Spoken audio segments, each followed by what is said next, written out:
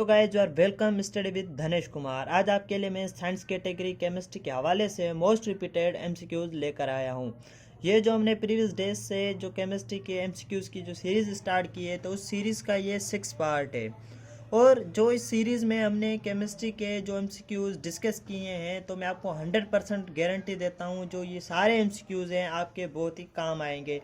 क्योंकि जो Sindh public service commission की टेस्ट्स होती हैं एचएसटी और एसएसटी, तो उन टेस्टों में ज़्यादा से ज़्यादा जो एमसीक्यूज आते हैं वो यही एमसीक्यूज आते हैं। तो इसके लिए वीडियो को एंड तक ज़रूर देखना और इन एमसीक्यूज को ध्यान से समझना। तो बगैर टाइम वेस्ट के हम अपनी वीडियो स्टार्ट करते हैं। तो हमारा फर्स्ट क्वेश्चन है, which of the following is the lightest form of matter.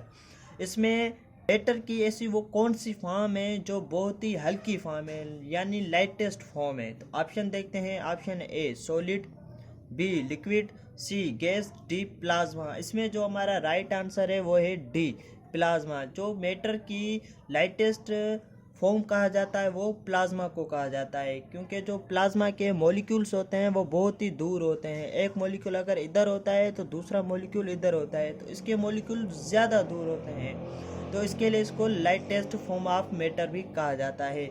उसके बाद ये जो बकाया हैं सॉलिड है, लिक्विड है, गैस हैं, तो ये लाइटेस्ट नहीं होती। जैसे सॉलिड है तो इसके जो मॉलिक्यूल होते हैं बिल्कुल मिले हुए होते हैं, तो इसको क्या कहते हैं, ये बहुत ही तो इसको लाइटेस्ट नहीं कहा जाता।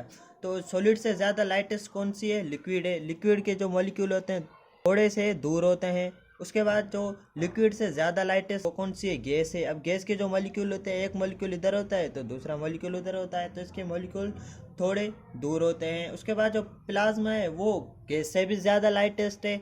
जैसे प्लाज्मा का एक मॉलिक्यूल इधर तो दूसरा मॉलिक्यूल उधर, तो प्लाज्मा को मैटर की लाइटेस्ट फॉर्म कहा जाता है। तो आगे बढ़ते हैं हमारे नेक्स्ट क्वेश्चन पे। तो हमारा नेक्स्ट क्वेश्चन है, liquid molecule leave the surface of liquid in evaporation process because. Liquid के जो मॉलिक्यूल्स होते हैं वो लिक्विड का सरफेस छोड़ देते हैं एवापोरेशन के प्रोसेस में, पर लेकिन क्यों? तो उसके ऑप्शन देखते हैं। A energy is low, energy is normal, option C energy is high, option D none. इसमें जो हमारा राइट आंसर है वो है सी, क्योंकि जब भी हम लिक्विड को एनर्जी देंगे, जैसे एग्जाम्पल ये क्या है, कंटेनर है। इस कंटेनर में क्या है, ये वाटर फिल है। अब जब हम इसको ज़्यादा हीट देंगे, यानी हाई एनर्जी, इसको ज़्यादा हीट देंगे, जो ये क्या है, सरफेस है, इसको क्या कहा जाता है, लिक्विड का सरफेस कहा जाता है। जो ये वाटर होगा तो ये क्या होगा, एवापोरेट हो जाएगा। तो ये हमारे माहौल में, यानी जो हमारे इन्वायरमेंट में ऑक्सीजन या दूसरी गैसें हैं तो उनमें क्या होगा, ये मिक्स हो जाएगा। तो इसे क्या कहते हैं, एनर्जी इज़ हाई। जब हम इसको एनर्जी हाई देंगे, जो लिक्विड के मॉलिक्यूल होंगे वो लिक्विड का जो सरफेस होता है वो छोड़ देते हैं। तो आगे बढ़ते हैं हमारे नेक्स्ट क्वेश्चन पे। तो हमारा नेक्स्ट क्वेश्चन है, reduce in size by pressure is called A compressibility, B malleability, C density, D both A and B. इसमें जो हमारा राइट आंसर है वो है ए कंप्रेसिबिलिटी। जब हम किसी भी चीज़ पे प्रेशर देंगे तो फिर उसकी जो साइज़ होगी वो रिड्यूस हो जाएगी। जैसे एग्जांपल, ये कंटेनर है, इस कंटेनर में गैस फिल है। अब इसमें गैस फिल है, जो ये कंटेनर है सारी जगह घेर कर बैठा है। जब हम इसको प्रेशर देंगे, किसी भी चीज़ का हम इसके ऊपर कोई चीज़ डालते हैं, यानी प्रेशर दे रहे हैं, जो ये मॉलिक्यूल होंगे ये नीचे बैठ जाएंगे। तो अब ये क्या हो रहा है, इसकी जो हमने प्रेशर दिया, इसकी जो साइज़ है वो क्या हो गई, रिड्यूस हो गई। तो उसे क्या कहते हैं, कंप्रेसिबिलिटी कहते हैं। तो आगे बढ़ते हैं हमारे फोर्थ क्वेश्चन पे। तो हमारा फोर्थ क्वेश्चन है, gas density is expressed in. जो गैस की डेंसिटी होती है वो किस में जाहिर की जाती है? तो इसके ऑप्शन देखते हैं। ऑप्शन है ए ग्राम पर cm³, बी ग्राम पर dm³, सी ग्राम पर dm², डी ग्राम पर cm²। जो गैस की जो डेंसिटी होती है वो जाहिर की जाती है ग्राम पर dm³ में की जाती है। तो अब इसके ऑप्शंस में देखते हैं क्या ग्राम पर dm³ है। तो देखते हैं, तो ए ग्राम पर cm³, बी ग्राम पर डीएम क्यूब। अब हमारा जो इसमें राइट आंसर है वो है बी ग्राम पर डीएम क्यूब। जो गैस की डेंसिटी होती है वो ग्राम पर डीएम क्यूब में जाहिर की जाती है। तो आगे बढ़ते हैं हमारे नेक्स्ट क्वेश्चन पे। तो हमारा नेक्स्ट क्वेश्चन है why gas molecules are in continuous motion. जो गैस के मॉलिक्यूल होते हैं वो लगातार कंटिन्यूस मोशन क्यों करते हैं। तो ऑप्शन देखते हैं इसके। A kinetic energy, B potential energy, C nuclear energy, D electromagnetic energy.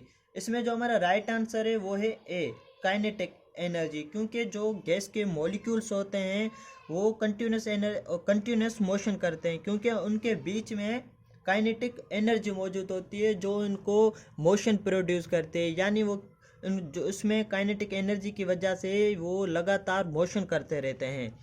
जो उसके बाद जो न्यूक्लियर एनर्जी होती है ये हमारे न्यूक्लियस के अंदर होती है। उसके बाद जो इलेक्ट्रोमैग्नेटिक होती है ये जो आपने रेडियो देखेंगे और स्पीकर देखेंगे उनके पीछे एक मैग्नेट लगा होता है, उसमें जो एनर्जी इस्तेमाल होती है तो उसी एनर्जी को ही इलेक्ट्रोमैग्नेटिक एनर्जी कहा जाता है। तो आगे बढ़ते हैं हमारे नेक्स्ट क्वेश्चन पे। तो हमारा नेक्स्ट क्वेश्चन है which process a liquid change to a gas phase is called.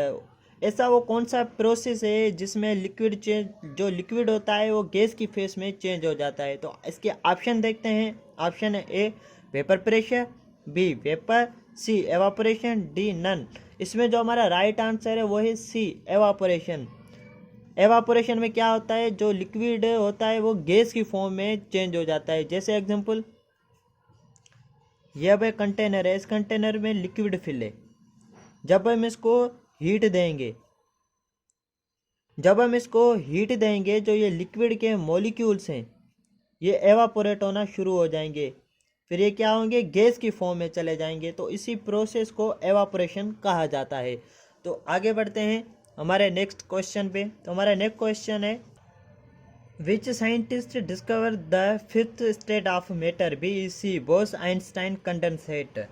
वो कौन से साइंटिस्ट थे जिसने मैटर की पांचवी फॉर्म दरियाफ्त की थी, जिसे बोस आइंस्टाइन कंडेंसेट कहा जाता है। इसके ऑप्शन देखते हैं। ऑप्शन ए स्टैंड्रा बोस और Albert Einstein, option B Eric Cornell और Carl Wieman, option C William Crookes और ऑप्शन डी है नन। इसमें जो हमारा राइट आंसर है वो है बी एरिक कार्नेल और कार्ल वाइमेन ने मैटर की फिफ्थ स्टेट दरियाफ्त की थी जिसे बोस आइंस्टाइन कंडेंसेट कहा जाता है, और बीईसी को कोल्डेस्ट फॉर्म ऑफ मैटर कहा जाता है।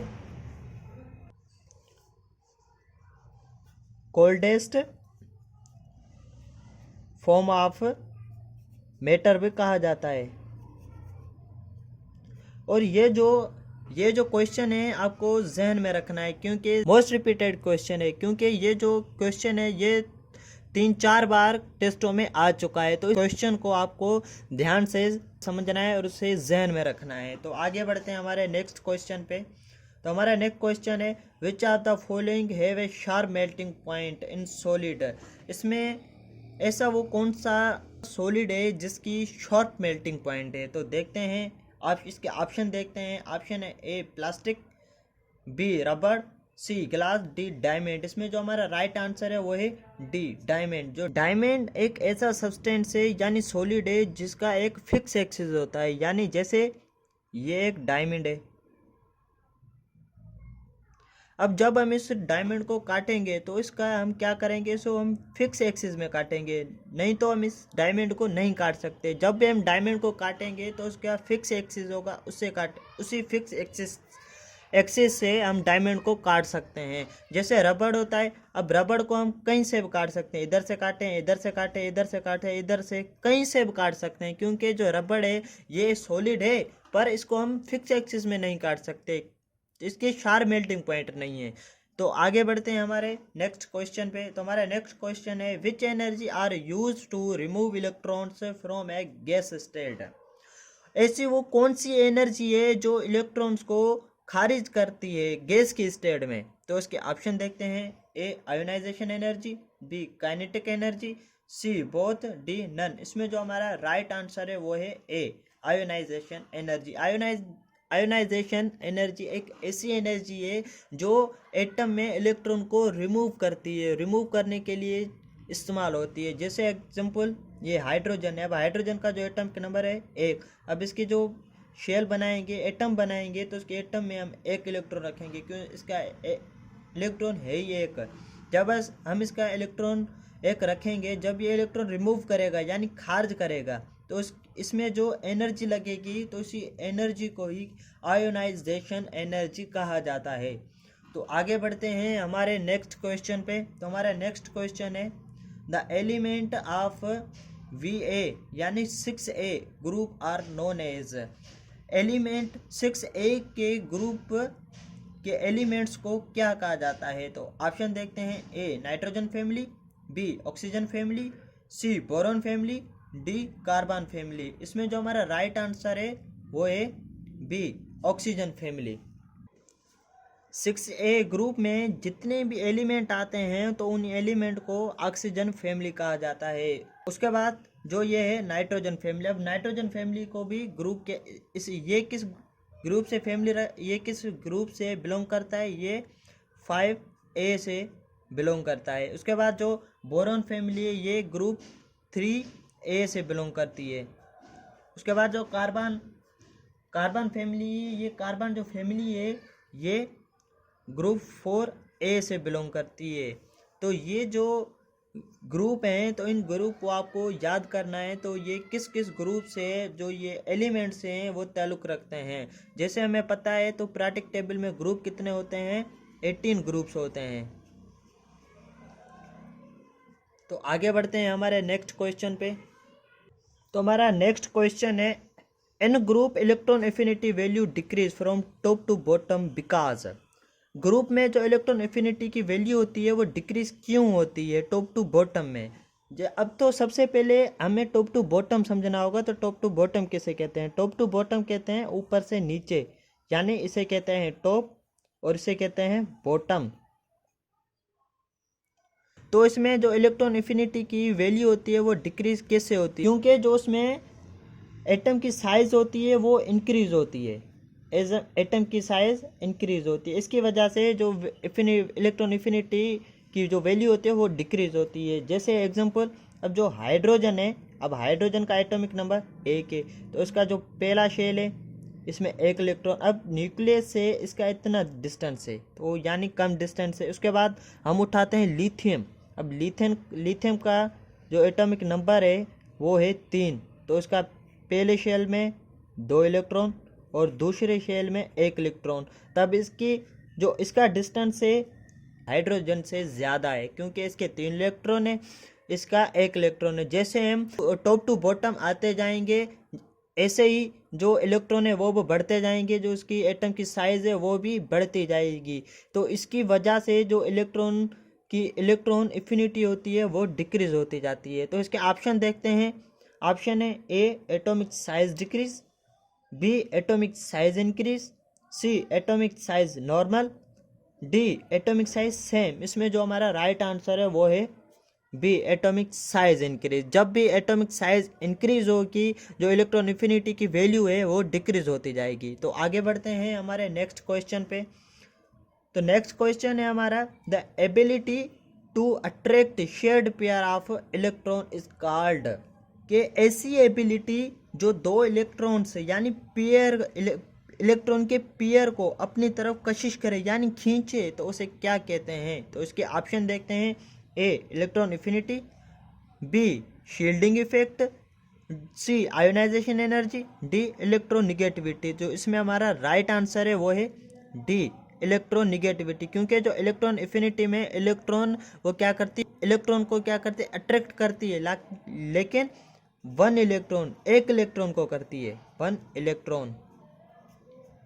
और आयोनाइजेशन एनर्जी में क्या होता है? ये इलेक्ट्रॉन क्या करती है? रिमूव करती है, यानी इलेक्ट्रॉन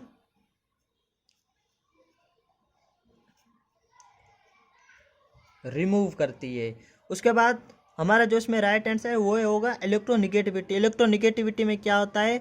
जो न्यूक्लियस होता है यानी जो एटम होता है वो 2 इलेक्ट्रॉन को अपनी तरफ क्या करता है? अट्रैक्ट करता है, तो उसे क्या कहते हैं? इलेक्ट्रोनिगेटिविटी कहते हैं। तो आगे बढ़ते हैं। तो हमारा नेक्स्ट क्वेश्चन है आयोनाइजेशन एनर्जी मेयर्ड इन। आयोनाइजेशन एनर्जी को किस में मापा जाता है, यानी किस यूनिट में मापा जाता है। तो इसके ऑप्शन देखते हैं। ऑप्शन है ए जॉल पर मोल, ऑप्शन बी जॉल पर ग्राम, ऑप्शन सी जॉल पर डीएम क्यूब, ऑप्शन डी जॉल पर सीएम क्यूब। इसमें जो हमारा राइट आंसर है वो है ए जॉल पर मोल में। जो आयोनाइजेशन एनर्जी मेयर की जाती है वो जॉल पर मोल में की जाती है। तो आगे बढ़ते हैं हमारे नेक्स्ट क्वेश्चन पे। तो हमारा नेक्स्ट क्वेश्चन है positively charged ion is known as. Positively charge को आयन को क्या कहा जाता है। तो इसके ऑप्शन देखते हैं। ए कैथोड, बी एनोड, सी कैटाइन, डी एनाइन। जो इसमें हमारा राइट आंसर है वो है सी कैटाइन। कैटाइन को पॉजिटिवली चार्ज यानी प्लस चार्ज कहा जाता है, क्योंकि ये जो इलेक्ट्रॉन है ये इलेक्ट्रॉन लॉस करता है। इलेक्ट्रॉन लॉस, जब भी कोई भी एटम इलेक्ट्रॉन लॉस करेगा तो उसे क्या कहा जाएगा, कैटाइन। तो उस पर कौन सी चार्ज आएगी, प्लस चार्ज आएगी। उसके बाद जो एनाइन है, एनाइन क्या करता है, गेन इलेक्ट्रॉन करता है, गेन इलेक्ट्रॉन। इसकी वजह से इस पे कौन सी चार्ज आ जाती है, माइनस चार्ज आ जाती है। तो याद रखना है किसी भी एटम पे माइनस चार्ज हो तो आप समझ जाना तो ये एटम क्या कर रहा है, इलेक्ट्रॉन गेन कर रहा है। और किसी भी एटम पे प्लस चार्ज हो तो आप समझ जाना तो ये इलेक्ट्रॉन लॉस कर रहा है। तो इस पे कौन सी चार्ज होगी, कैटाइन चार्ज होगी। तो आगे बढ़ते हैं हमारे नेक्स्ट क्वेश्चन पे। तो हमारा नेक्स्ट क्वेश्चन है if we dissolve sand into the water then the mixture is said to be. जब हम मिट्टी सैंड यानी मिट्टी को पानी में डिजोल्व करेंगे तो उसी मिक्सचर को क्या कहा जाएगा। तो ऑप्शन देखते हैं। ए सस्पेंशन, बी सॉल्यूशन, सी कोलाइड, डी नन। इसमें जो हमारा राइट आंसर है वो है ए सस्पेंशन। अब सस्पेंशन में क्या होता है, जो हम इसमें जो सॉल्यूशन बनाते हैं ये एक सॉल्यूशन है, सैंड और वाटर का ये एक सॉल्यूशन है। तो इसमें क्या होता है, जैसे हम इसको सॉल्यूशन बनाते हैं, अब ये है वाटर और इस नीचे है सैंड यानी मिट्टी। अब इन दोनों को हम जब मिक्स करेंगे तो ये मिक्स हो तो जाएंगे, पर इसके जो मिट्टी के मॉलिक्यूल होंगे वो इसके नीचे आकर बैठ जाएंगे और तो ये हमें दो शेप दिखाए तो इसे हम क्या कहेंगे, सस्पेंशन कहेंगे। तो आप इसे हेट्रोजीनियस भी कह सकते हो। तो ये दोनों क्या है, सेम ही है। हेट्रोजीनियस में क्या होता है, हेट्रोजीनियस में भी ऐसे ही होता है। तो वो हमें आरजी टाइम के लिए एक शेप दिखाती है, पर कुछ टाइम के बाद ये हमें दो शेप दिखाती है। तो सस्पेंशन में भी सेम ही प्रोसेस है, तो उसे क्या कहा जाता है, सस्पेंशन कहा जाता है। तो ये थे आज के हमारे पार्ट 6 के एमसीक्यूज़। अगर कोई भी भाई ये एमसीक्यूज़ फर्स्ट पार्ट से देखना चाहता है तो उसे डिस्क्रिप्शन पे लिंक मिल जाएगी, तो वो फर्स्ट पार्ट से अपने ये एमसीक्यूज़ स्टार्ट कर सकता है। तो इंशाल्लाह ऐसे ही इन्फॉर्मेटिव एमसीक्यूज़ मैं आपके लिए लाता रहूँगा। तब तक अल्लाह हाफिज़।